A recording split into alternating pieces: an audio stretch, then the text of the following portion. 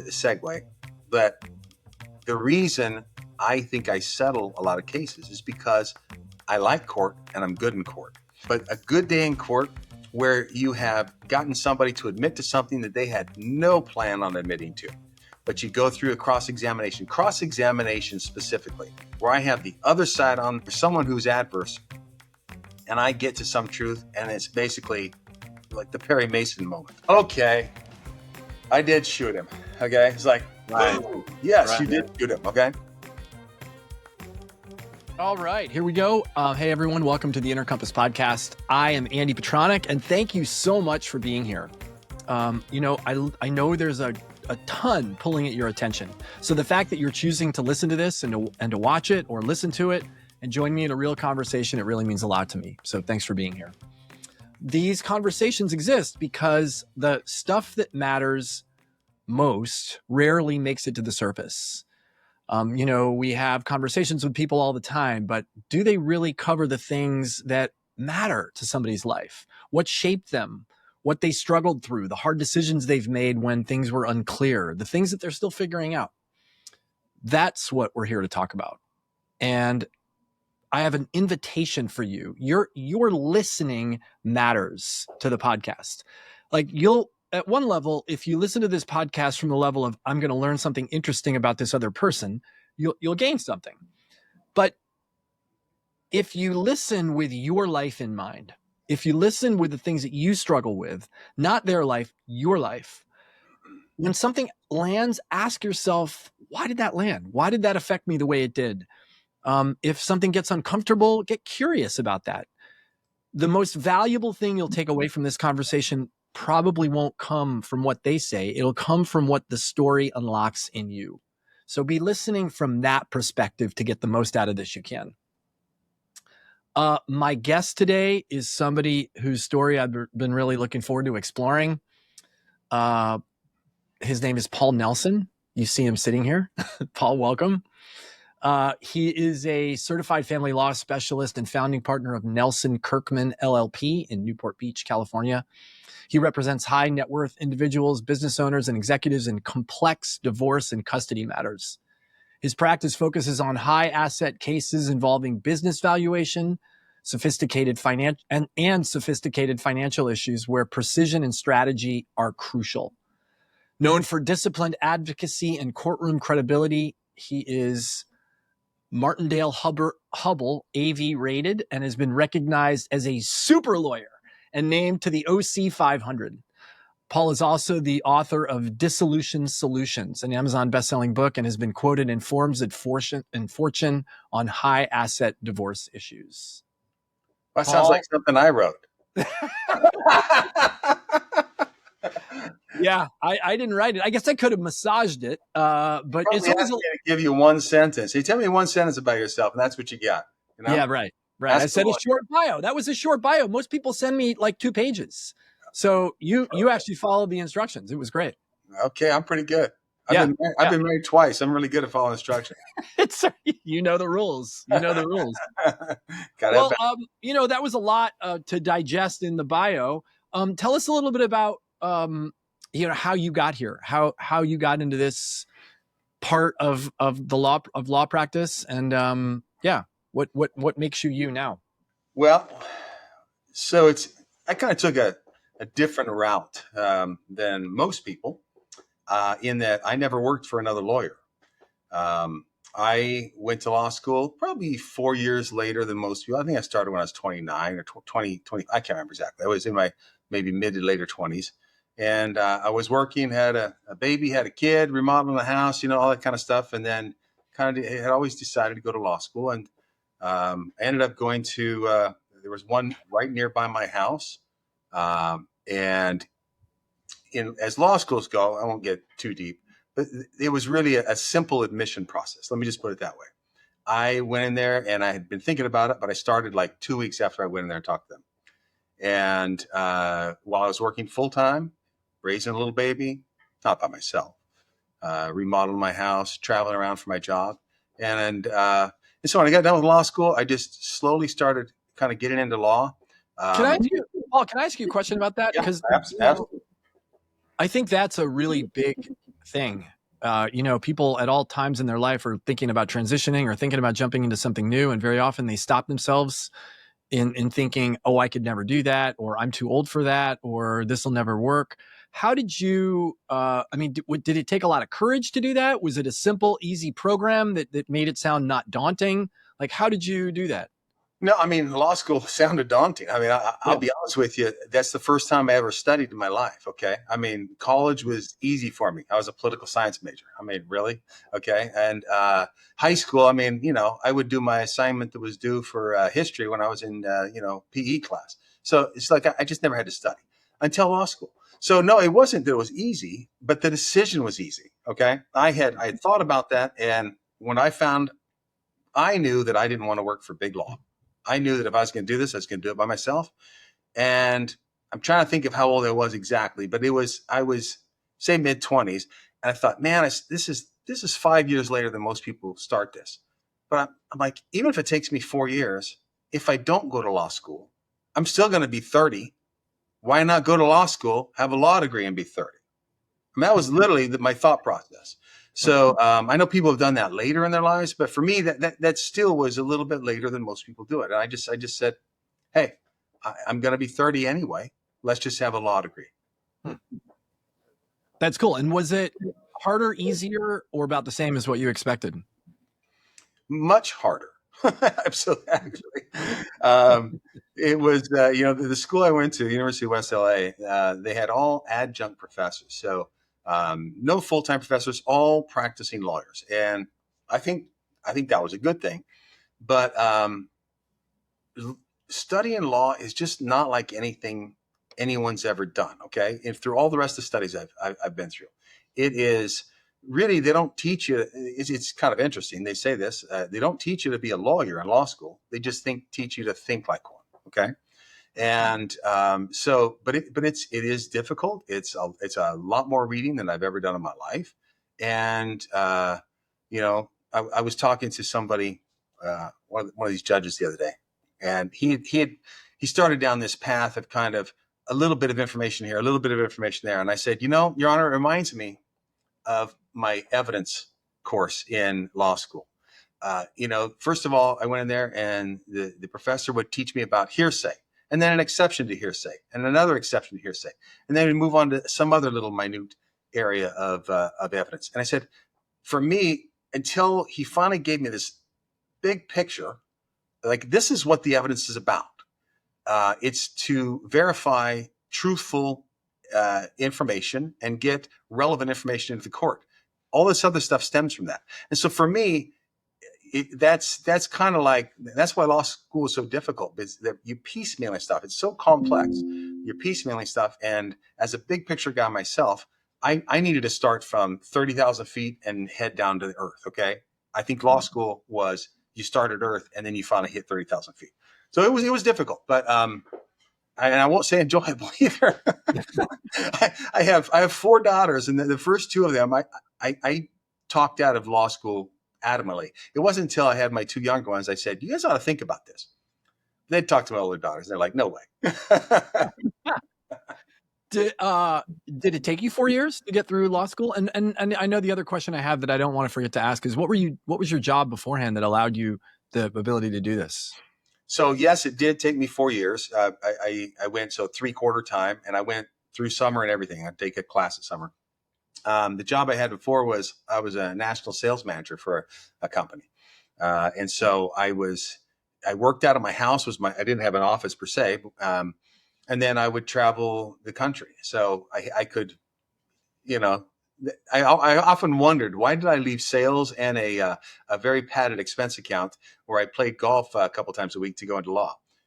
In retrospect, it was the best thing ever. But yeah, it did take me a while, and luckily I had that job that allowed me to do it. Right.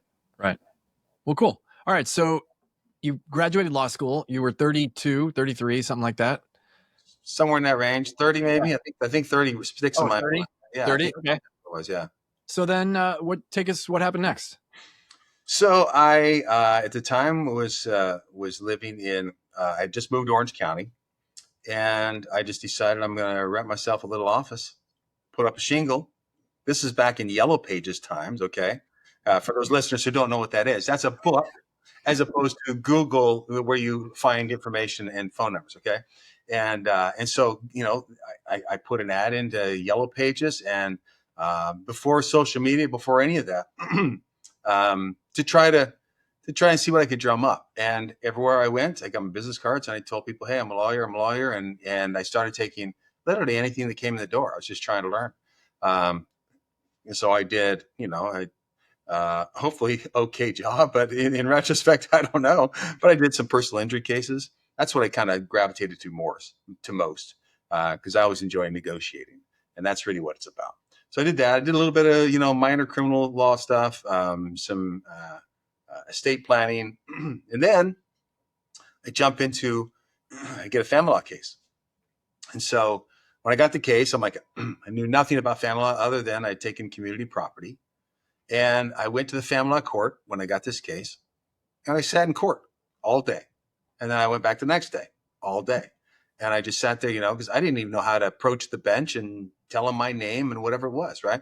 So that's kind of how I got into it. And personal injury, you take on contingency. There's no payment until you settle. In family law, you get paid hourly. And so at the time, I thought, wow, I kind of like this hourly thing. And I liked family law. Wait, what? I don't know about that. Is that a standard thing in family law? You get paid hourly? Yeah. You in fact, in California, I can't speak for other states. Yeah. We cannot take a normal divorce or family law type case on contingency. It's hourly. And the idea is they don't want someone taking advantage of someone with a $10 million estate that has no money, themselves, and saying, yeah, I'll take your case. I'll get you divorced for 40% or 33% of your estate. That's just not an ethical thing to do. So it's all hourly. So that's where I started off. And I picked up one case and I picked up another case.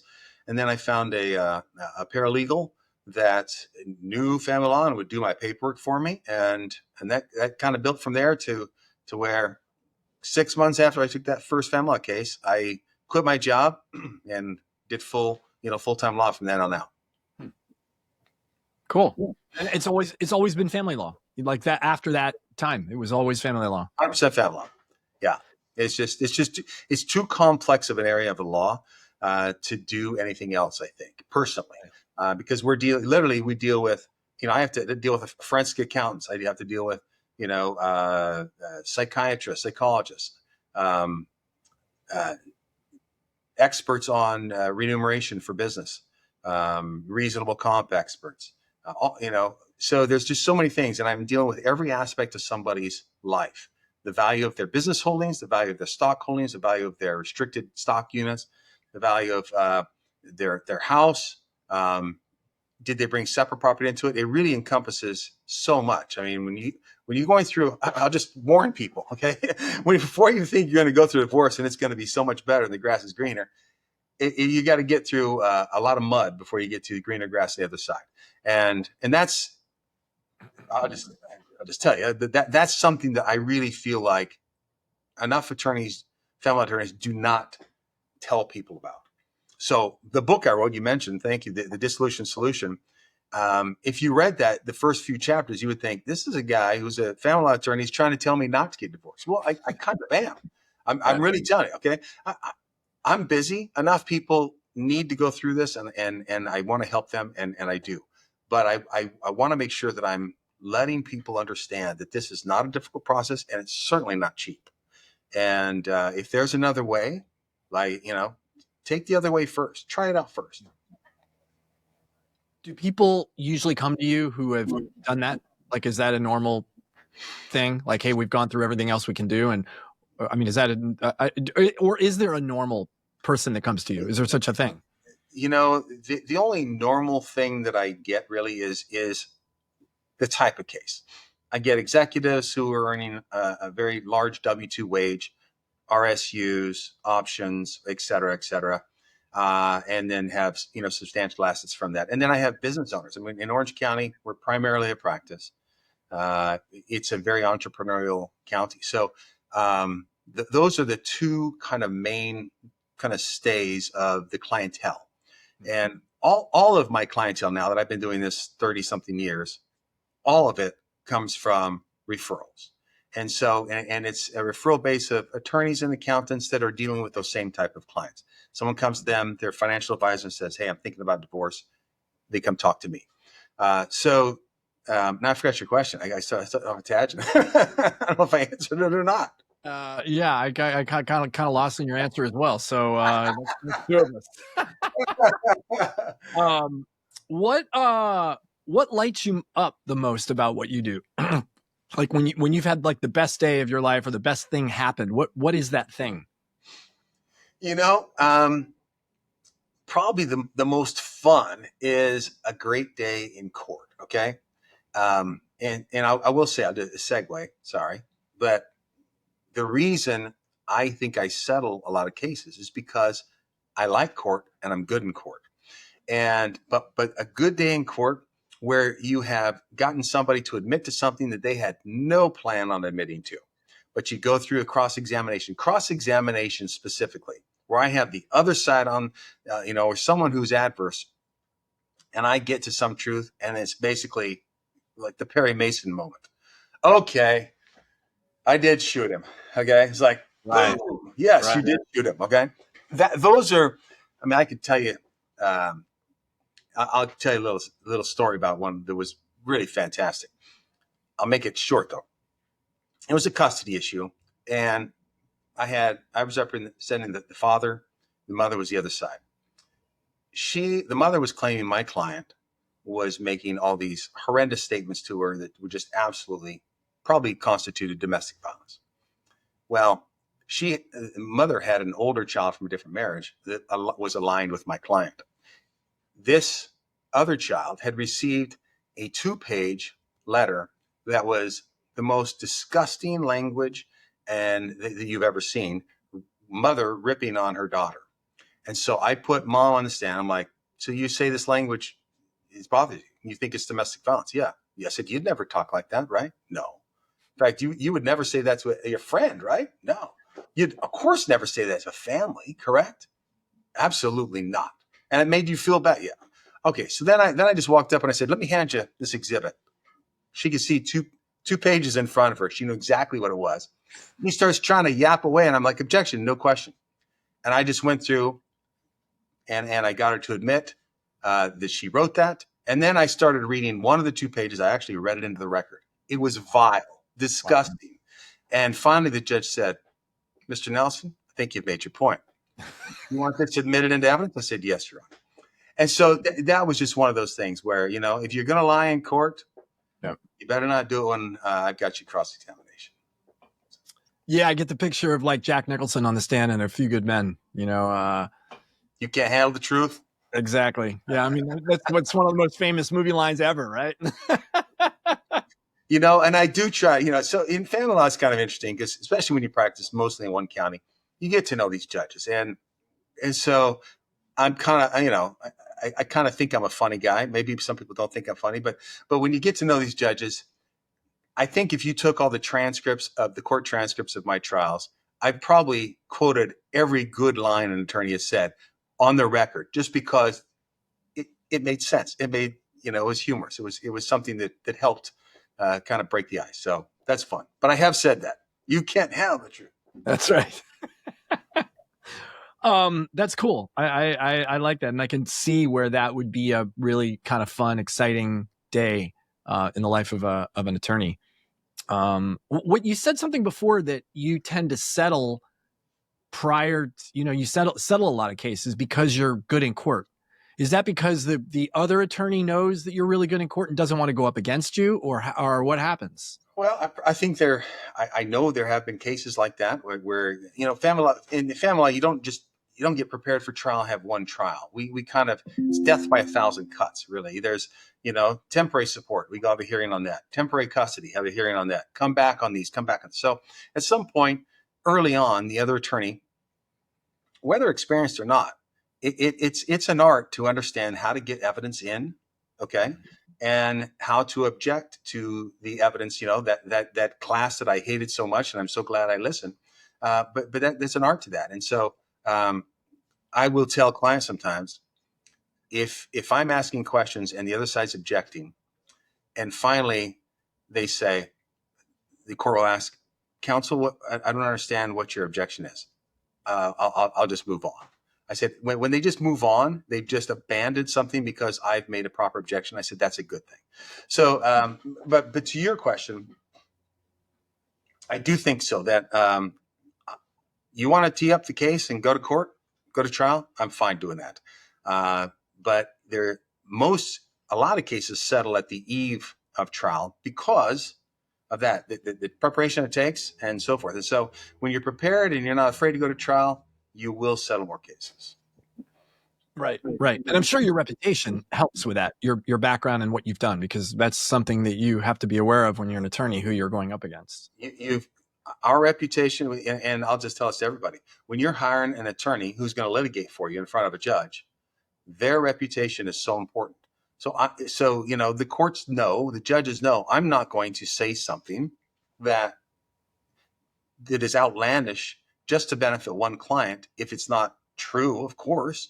Okay. And if it's misleading to the court or it's misleading fact, I'm just not going to do that. And I explain that to clients. It's like, my reputation helps you. And when you get on the stand, the court doesn't know you. My job is to create a reputation for the case so the judge believes you. Because once they don't believe you, there's this Latin phrase, falsus in unis, falsus in omnibus. Basically, if you lie to me once, I don't have to believe you for anything, okay? I think you're always a liar. And that's very important in litigation, not just for the litigants, but for the attorneys.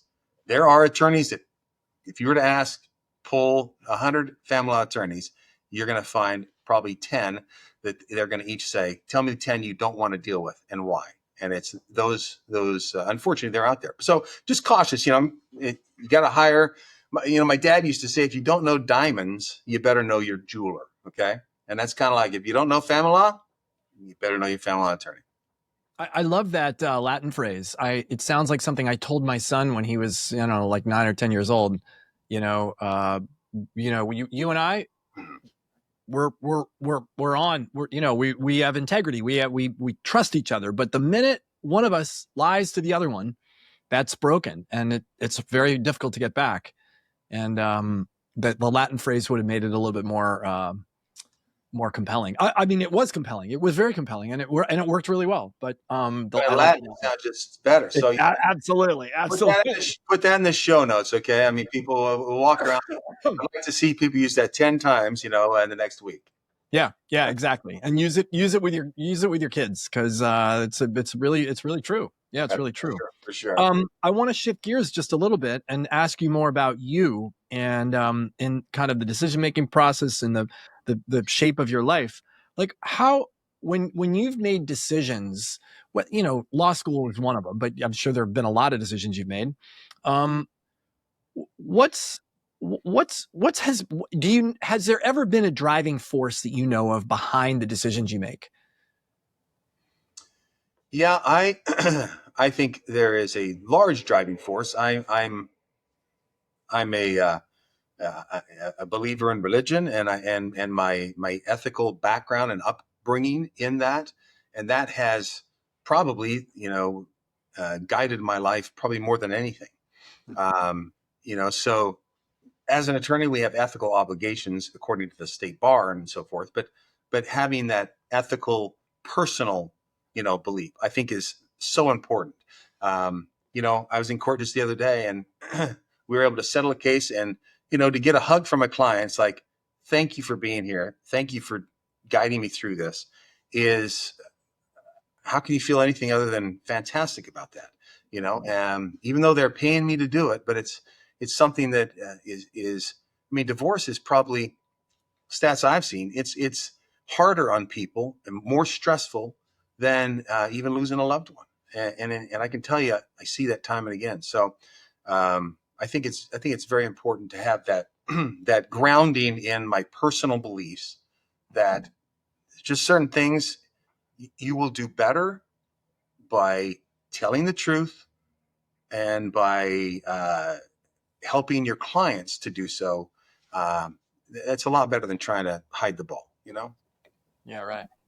Do you have a set of standards or values that like that are your standards or values, or that you use as kind of guideposts as you go through your life?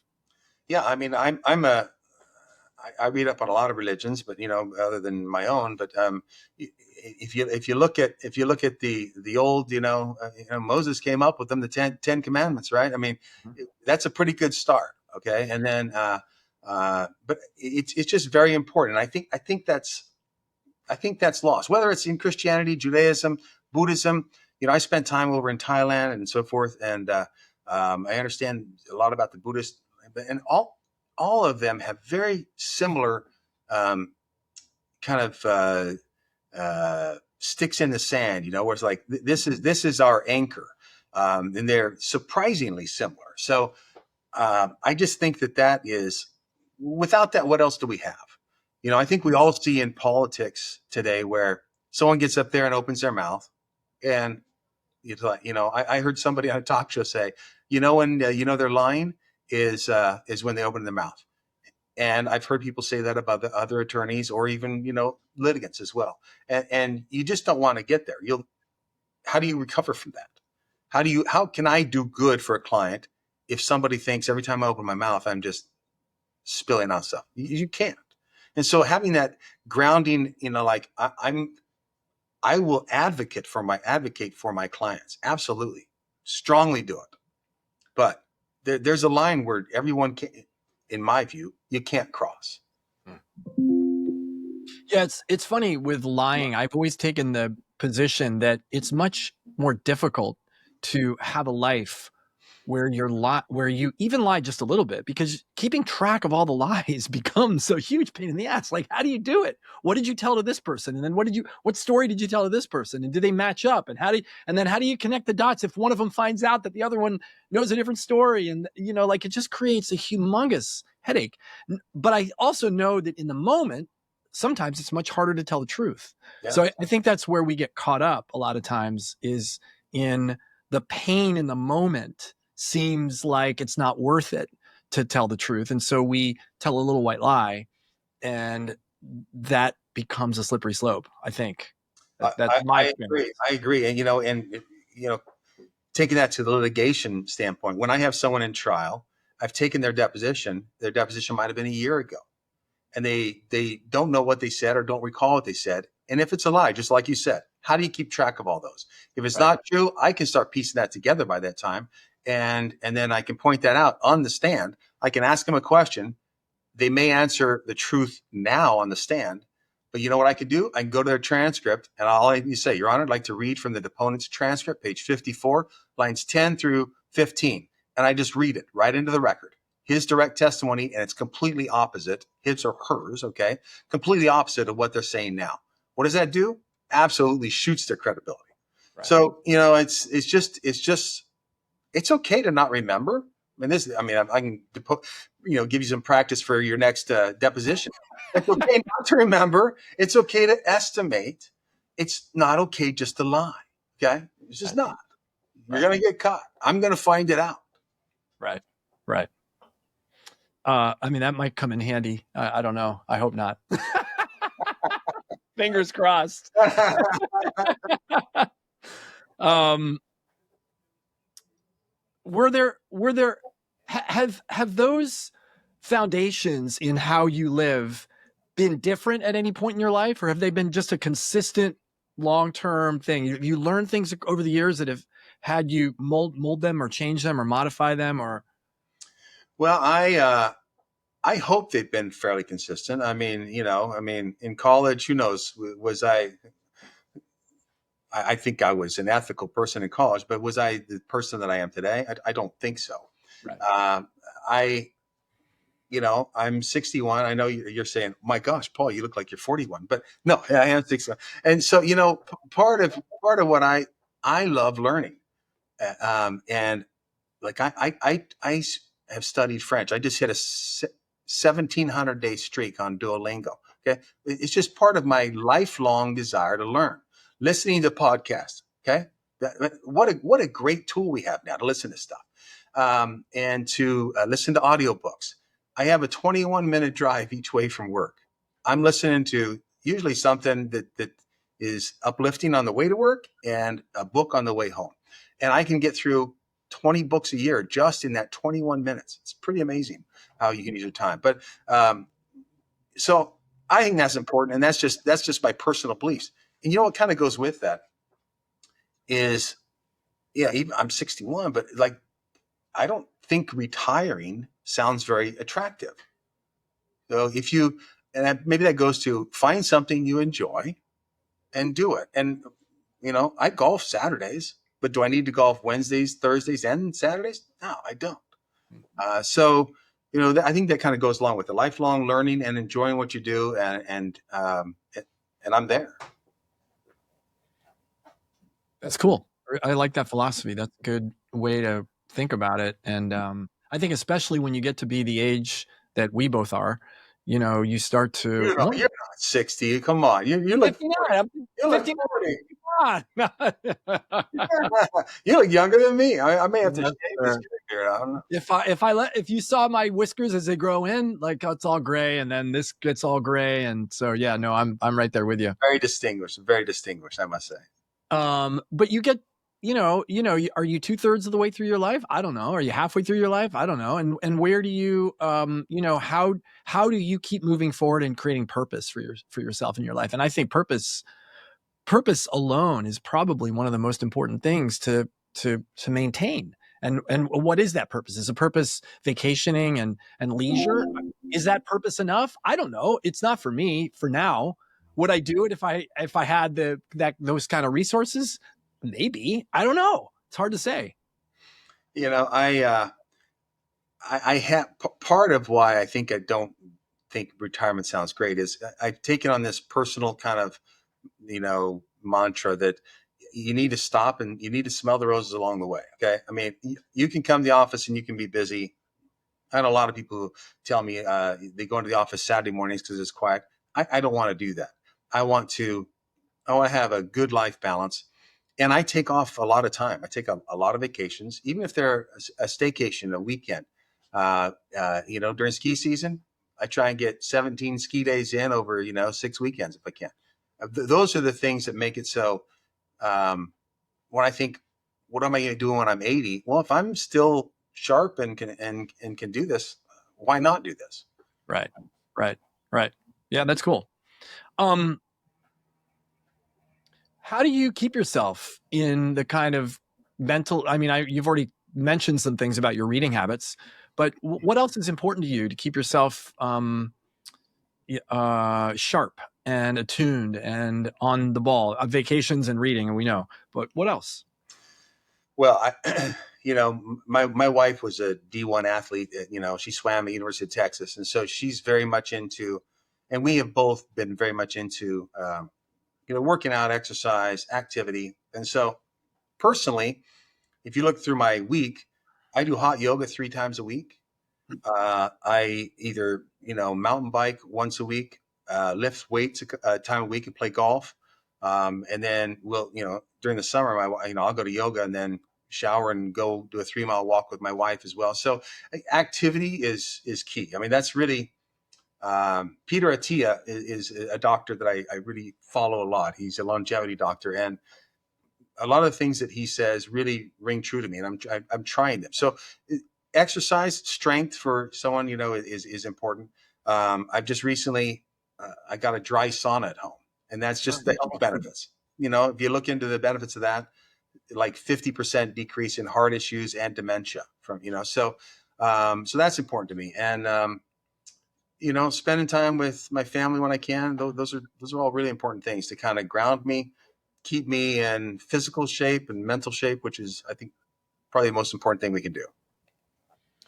Have there been bumps and bruises along the way? Like, have there been, big changes in direction, whether it sounds like not so much in your professional life, but things that have not gone your way that you've had to reach inside and pull the plug on, or can you tell us about those kinds of things? Yeah. I mean, there have been professional, issues. Like, I got into a partnership one time and it failed miserably. And so that caused, I'm the personal guarantor on a very large office space. And one day after that, I came home and like, oh my gosh, they're not going to pay it. I don't know what's going to happen. And you just feel like this is the worst day ever. Well, it turns out it's not. And that is an example that I keep in my head that, what we worry about, 90% of it never comes to pass. Okay. And so I try and take stuff in, even if it's bad, and like, let me think about that. Let me mull on that, and that, I think that helps. But that was a very huge issue at the time. And it's just a non-issue now. I haven't had any really health issues, but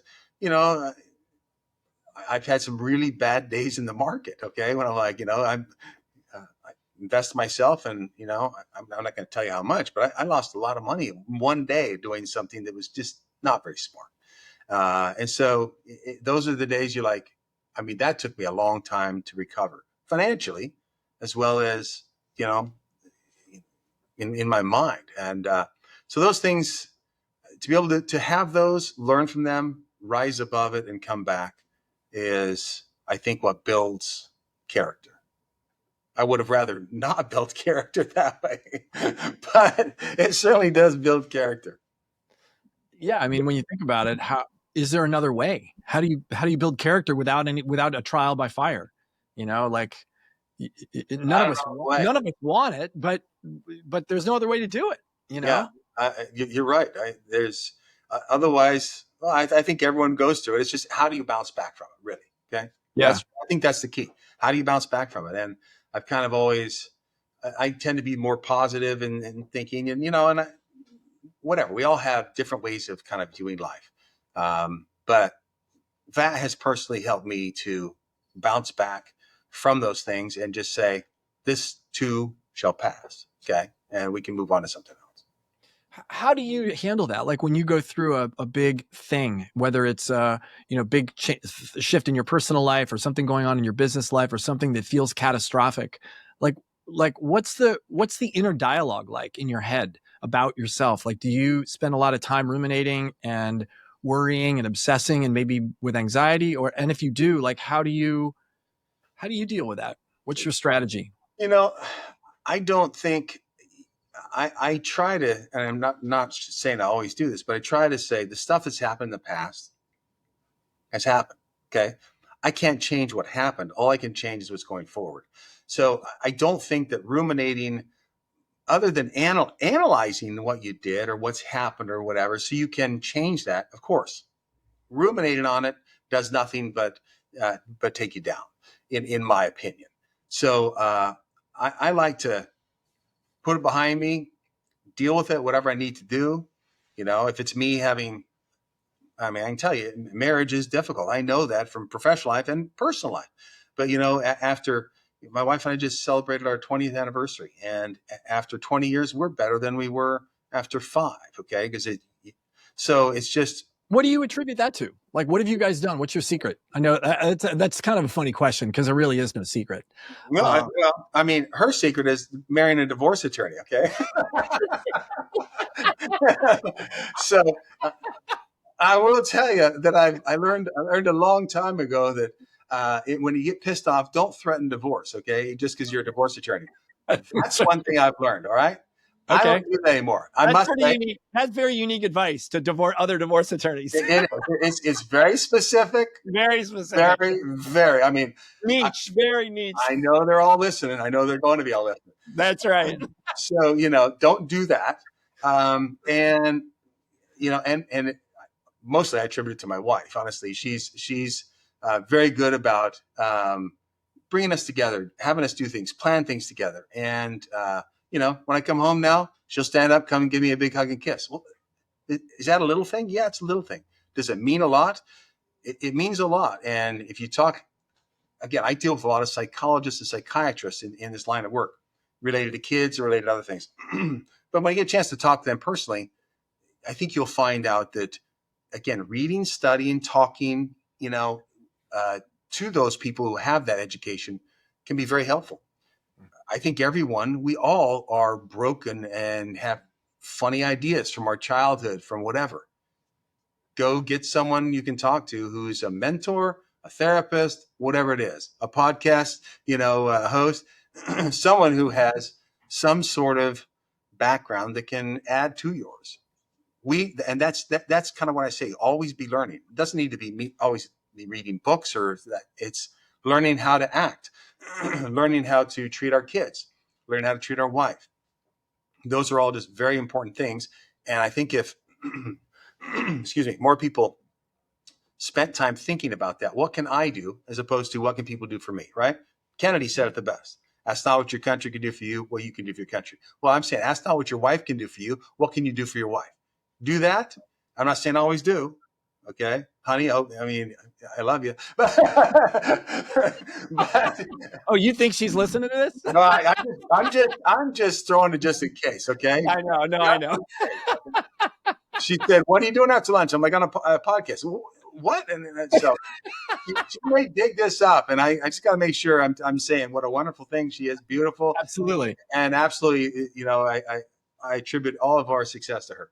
But those are some. As a practitioner of law, when people come in here, not everybody has made the decision. They're exploring. I have no idea what this is about. Tell me about it. Tell me the good, the bad, and the ugly. And so, I specifically, now in California, you're called attorney and counselor at law. Okay. But that attorney and counselor, what does that really mean? On my sign out in my office, it says attorneys and counselors. I think that's important because I've been through this personally. I've been through it through other people's lives personally and helped them through this. And I can listen to what's going on in their lives and say, that'll probably be okay. Let me give you some ideas. And when people can walk out of my office and say, thank you, that really, especially after the first time, they have no idea what to expect. And if I get them, I say, if I don't see you again because you've taken some of my advice, fantastic. I wish you the best. Right. If you need something else, come talk to me. And that is, those good days in court, those Perry Mason days are really topped. This is right up there, though. When I can have somebody walk out and never comes back, and I feel like maybe I've changed the way they thought about it. What a great deal that is. Yeah, right. You really made a difference, perhaps. I mean, you don't really know because you don't see him again. So, but you can make up a great story where you're a hero. You might as well. I make up a lot of great stories, that's for sure. I had a question when you were telling me about your marriage and your wife and how you guys hold it together. Like, I think, one of the big issues that I see a lot is the problem of distraction, the problem of not listening, not letting someone think, not letting someone speak. How do you guys have a system for that at home? Like, is that an important issue for you guys? Yeah, that's, honey, turn it off now. Okay. I'm going to talk about it. We'll give my wife a couple seconds to turn the podcast off. In fact, all wives turn off just 30 cover all the bases here, Paul. Quick. I don't want them talking. I don't want them talking to each other. Should I just take the question back and we should start to the next one? No, I think they've all tuned out. They're like, I can't listen to this guy anymore. That's right. I think the art of communication is the probably most important thing in a marriage, okay? And probably any relationship. If you think how you talk to your friends and how you would talk to your spouse, they should be pretty close, okay? Open, talking, you're not trying to rip people. And, in my experience is when you get to know your spouse so well, their hot points, and it's easy to say those things, here's another thing, never say, well, you're sounding like my mother. That'll really get you in deep, okay? So I'm not saying I've ever said that, but I'm not saying I've never said it, okay? So I will tell you, I will never say it again. Your wife's going to be leaving comments left and right on this. I can see already. It's like there's a stream coming up here. Like that's right. So just learning those things of trying to build the other one up rather than tear them down, and letting the small stuff go. I mean, there's a book I just started reading it. I think it's Don't Sweat the Small Stuff. And it's all small stuff. Right? It's not the next small stuff. Right. It really is. 95% of what people worry about is small stuff. I think. Don't sweat it. Does electronics and phones and, you know, all that stuff and then work, like, does that get in the way sometimes? Like, you know, like I can say in my marriage, that's been a big thing. It's been a big thing for a long time. I finally kind of figured out that if I'm going to be listening to my wife, I don't do it with the phone in my hand. But not, I think it's huge. I think it's huge in so many marriages and with our kids as well. We all know. I mean, you want your kid right now. I mean, I didn't have a cell phone when I was a kid. You didn't either, right? no, But right. now we're kind of all of the opinion that how I want to be able to get a hold of them, and then they have the cell phone, and then they have the doom scrolling. So yeah, that is an issue, and I think sometimes I might feel like she does it more than me. But if she asks, can you just put the phone down? It's like, yes. The answer is yes. I mean, I told you about my stock trading. When you trade futures, which I love to trade, you can start trading futures Sunday at 3 p.m., 24 hours a day until Friday at 1 p.m. Okay. So I wake up in the middle of the night, grab my phone to, use the restroom. I use it for a light, but I can check futures. Okay. So, one of my things I'd say, well, honey, I'm just checking the market. And she's like, well, that doesn't always work. So I think we could all, do better by turning the phone over, turning it off, having some time off. And it's hard to do. It's so compelling, especially with AI, to be able to have really the answer to anything you want to ask right then. I mean, what a compelling thing from a knowledge standpoint. So here's this kind of, on one side, it's like, I love knowledge. I want to find out. Tell me how to build a watch. Well, you ask ChatGPT that, it's going to tell you how to build a watch, right? Which is a complex thing. How would you ever know that? But your wife's over there saying, hey, honey, come talk to me. I want to tell you about this. Which is more important? I would suggest maybe, talking to your wife and find out how to build a watch later. Okay. And maybe at 3 a.m. when you're on your way to the bathroom. That's exactly what I do it. You mentioned the importance of your faith earlier in the conversation. What have you talk like? I like to use the word awakening to describe kind of when either a renewal happens, or like you wake up to something that didn't occur to you previously.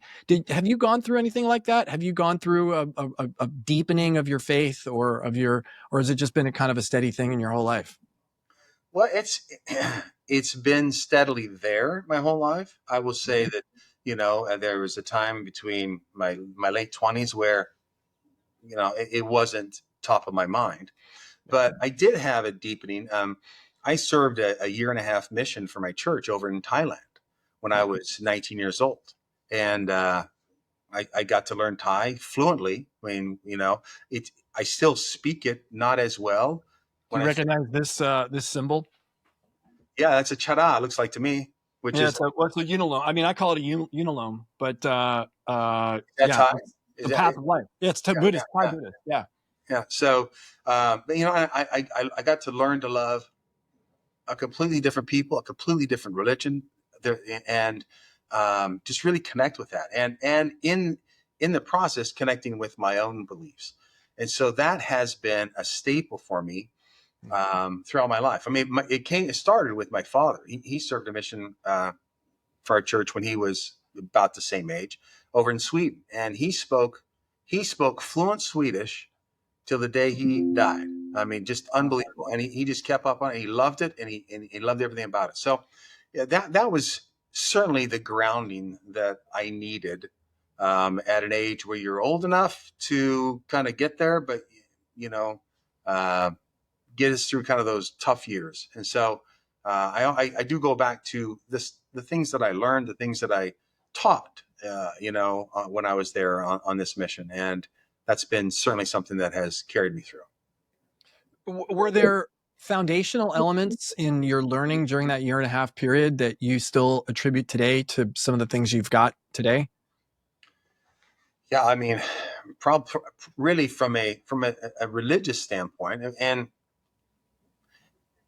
really, it's religious and then it's truth tenets. Okay, so I don't differentiate between them. Okay, I kind of circumscribe all truth into one great whole. Okay, so if we're learning truth about something, um, let me back up.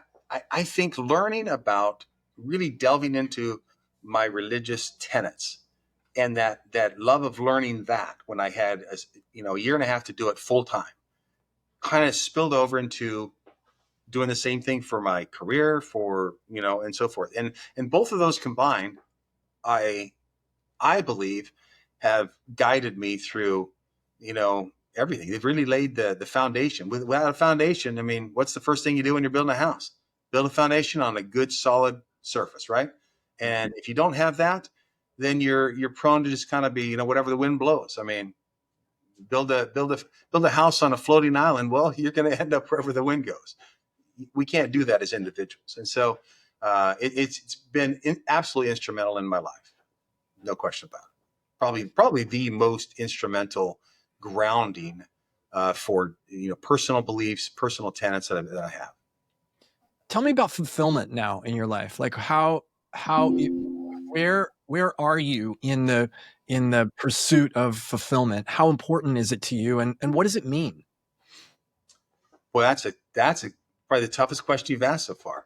Um, I build slowly. I figure you've had 50 minutes or so to get warmed up. Now you're ready.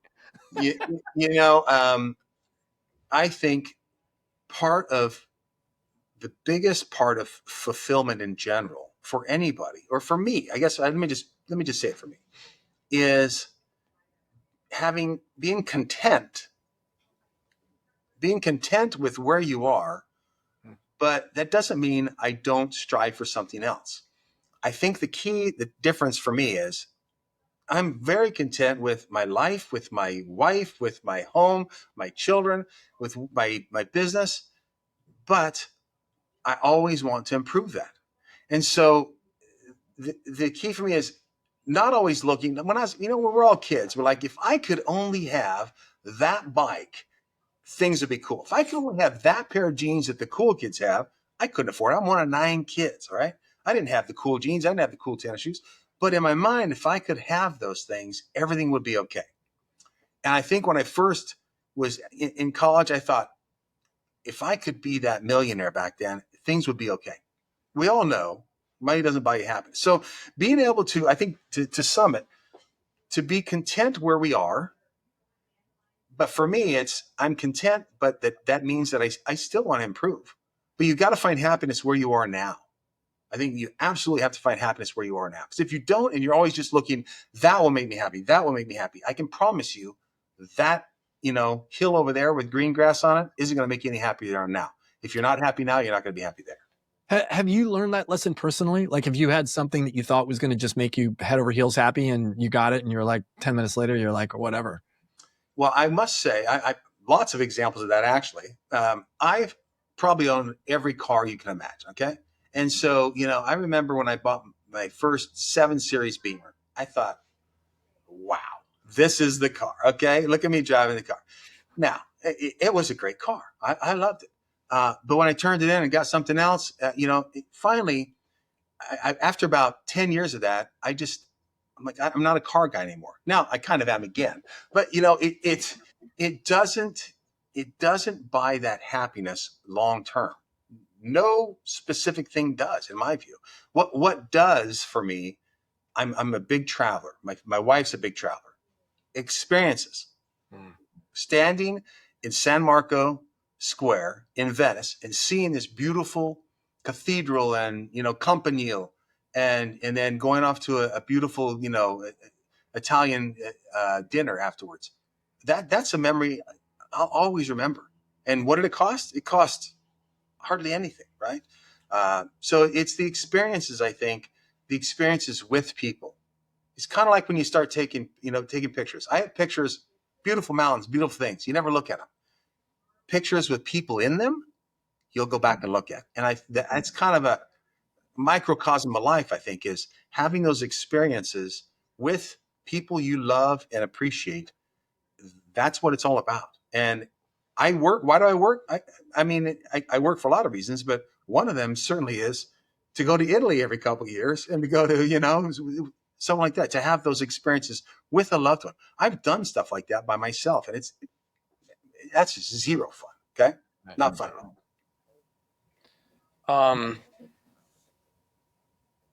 Well, that was the humdinger question, right? I mean, Yeah, how do I top that? was. How do I top that one? What do I do? I tell you what, that was a good one. If you had to talk about the inner driving force that guides you, like what is it? Like the podcast is called The Inner Compass. So what's the force behind your inner compass? Well, it's a little bit of what we talked about is the grounding of my personal beliefs, my faith, and my desire to be better, a little bit better tomorrow than I am today. I kind of have this philosophy that we don't need to make huge changes, but over, from when I was 20 to now when I'm 61, if you're 1% better, 1% better, it has such a huge change on you and your ability to positively affect other people. And it really, in the end, all that matters, I think, is our relationships with other people. I mean, what else is this for? What else are we here for? And I can't think of a reason, to be able to have good friends, good family, good kids, those are the things. And so the inner compass for me is, how can I be that good friend? How can I be a better husband? How can I be a better lawyer? Every morning I have this French brewed hot cocoa with cacao beans, and I make it with every morning. Okay, I sit there. That's my time to sit down there. Well, it's part, about 6 months ago, there's a book. I don't have it in here right now. There's a book that's I've read many times. It's the Summary of Family Law. And I'm like, you know what? I'm going to sit here and I need to always hone my skills. How can I do that? Let's read something while I'm sipping my, not wasting time. So that's just kind of my mantra is never stop learning, never stop trying to be better in whatever it is. I'm taking golf lessons now. I've taken a lot of them, but this year I decided I'm going to break 80 for the second time in my life, and I haven't done it yet. But I've been taking weekly golf lessons, and it's enjoyable to me to be better as I get older, and I just think that's the most important thing, really. It's interesting what you said. This line between being content and then also wanting to be better. Like, how do you, those two things for many people sound like they're in conflict. Like there's a fear. If I'm too content with what I have, then what's to say that I won't just stop striving for something more? How do you handle that? How do you deal with that? And I can see where that could be kind of like, that doesn't make sense. But and I can just speak for me personally. It's just how I'm wired, right? And I found that, like I mentioned, you looking for that next, dopamine hit doesn't get you happy. It gets you a dopamine hit. And so being able to go home at night to my house, watch a hockey game, do something, go sauna. It's a beautiful night for that night. And still be able to say to myself, I'm not the man I was 10 years ago, and I'm not the man yet that I want to be 10 years from now.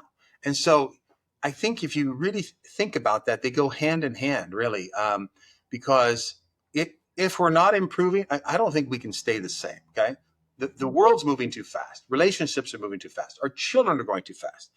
I think if you think you're content and you can just stay where you are, you're actually regressing. Okay. So that's just, I absolutely believe it. And I see it.